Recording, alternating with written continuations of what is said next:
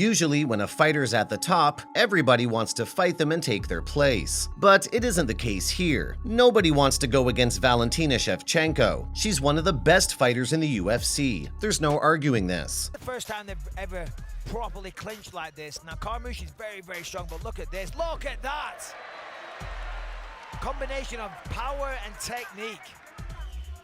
Well, she's been on the rise for some time now. And now since 2023 is finally here, we know that it's going to be yet another year of Valentina being the absolute champion. Why don't we talk about why everyone's so scared to go against her? I mean, she's already defeated 3 of the 5 women's flyweight fighters, Jessica Andrade and Caitlin Chukagian. She completely dominated them. Yeah, it looks like she opened her up with one of those elbows. Big damage. Stop it, could come here. Closely.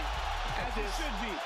That's it. And still, the UFC flyweight champion. Is there anyone? As for Taila Santos, well, she managed to put up a good fight, but soon enough lost by a split decision. The undisputed UFC flyweight champion of the world. And you know what makes her so dangerous and unique? Her fighting style, and more importantly, her versatility. Most fighters are good at one thing, striking or grappling. They perfect it to the point that they don't need the other. But Valentina, she's good at them both. Very good. And you should see the way she kicks her opponents down. Remember Jessica I? Damn, that was a scary knockout. She had her down in one mighty head kick. It's like someone is slapping the bag with a baseball bat. yeah, it's bad. Oh, head kick. It's it.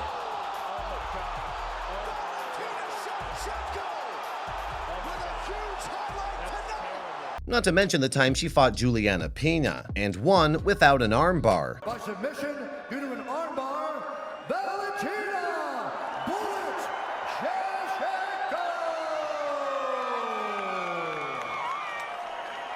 I could name 1,000 other fights that showed just why Valentina was one of the best fighters in UFC history. I mean, did you hear what Joe Rogan had to say about her? And he isn't wrong. In fact, he got what she was all about. Joe said that she was the Scarlett Johansson of the UFC. By Scarlett, he meant the character she's most famous for playing, Black Widow. I know you've heard about her, the badass with the black suit and lots of weapons. And of course, the incredible fighting skills. Tell me that doesn't remind you of Valentina. If Scarlett wasn't already so perfect for that role, maybe the fighter would have considered taking it instead. But you bet she gets a lot of highlight reels and cool edits. Why wouldn't she? The way she finishes the fight on the mat, Down with these shots. Now she's starting to really let these elbows go.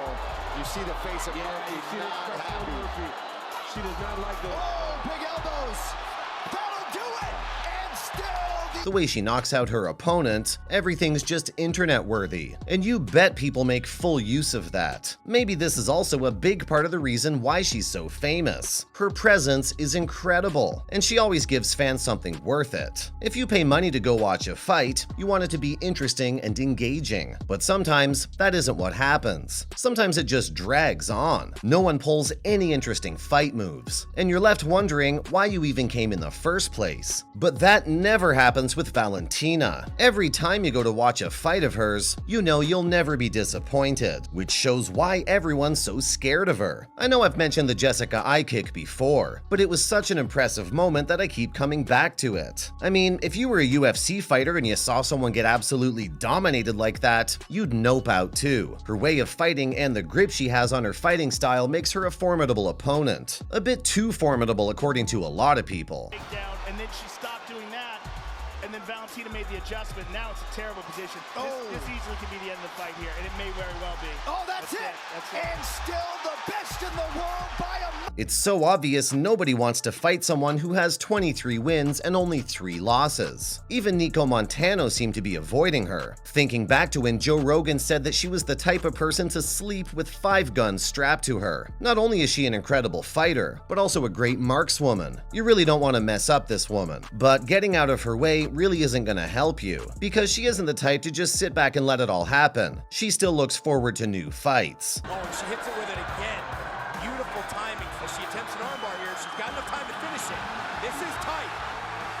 Oh, she got Shevchenko by submission. This is another thing that makes her so impressive. Most UFC champions tend to slow down once they've captured championship gold. I mean, think about it. A new contender with aspirations would have to work hard to prove that he deserves a chance to fight the reigning champion. On the other hand, a fighter who's already captured the divisional throne would start to slow down a little. But that's not the case with the Bullet. She prefers to remain active and have more than just one fight per year. Not long ago, she expressed how disappointed she was that no one was stepping up to fight her. In fact, she's been quite frustrated with the delay in her next fight. In an interview, she admitted that she wanted to fight in December, but it proved quite difficult to find her an opponent. She continued that she'd been training all the time, yet there hadn't been a call. Apparently, she's been ready since September, and is even ready to take the fight if they would just call her a day prior. Well, even though Valentina wants to fight more often, she understands that it's a bit of a problem for UFC to find her opponents more frequently. I mean, it's understandable, right? I'd be hesitant to fight a champion like Valentina too.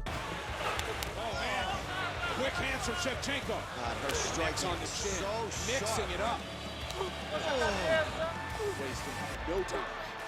And a huge... But it seems Valentina herself is quite confused with the situation. While addressing her fellow fighters, she said that, as far as she knows, everyone would jump at an opportunity to fight for the title. So why the holdup? Well, if nothing else, Taila Santos is still raring to go at her, but it looks like Valentina has already turned down that option. According to Taila, she's just scared. On the other hand, Valentina insists that revenge doesn't work like that, and that she's got to build up a little bit of her name again before challenging her a second time. Well, other options are Mahan Fiorot and Alexa Gracie, but Mahan is out with an injury, so that leaves Alexa. Well, Valentina has already expressed her desire to fight Alexa, so let's see how things turn out. If she lands herself the fight rights, she may just become the next two-division champion. If she does, she'd be the second after Conor McGregor. There isn't much left for the Kyrgyzstani in the flyweight division. She's already got 7 title defenses slapped on her record. Considering this, working towards making history by becoming the next two-division champion after the Irishman is a great goal to work towards. Now, to do this, she could either go back to the bantamweight and face off with Amanda Nunes, or instead, she could go to the strawweight division and have a blockbuster fight with Zhang Weili. Now, Valentina's had her fair share of dealings with both the fighters, but she's got a bit of a history with Amanda in particular. I mean, she could become a two-division champion by winning against either Zhang or Amanda, but winning against Amanda would win her another level of fame. She's had a long-time rivalry with the Brazilian due to their past encounters. Amanda's already defeated Valentina twice, but you know what they say, the third time's the charm. Maybe this time, Valentina can finally come out on top. Not to mention, if she manages to dethrone the woman who won against every bantamweight champion in the history of the UFC, she could certainly become Fighter of the Year. Well, this is all for why fighters are scared of Valentina Shevchenko, and what's next for her to accomplish. See you guys in the next one.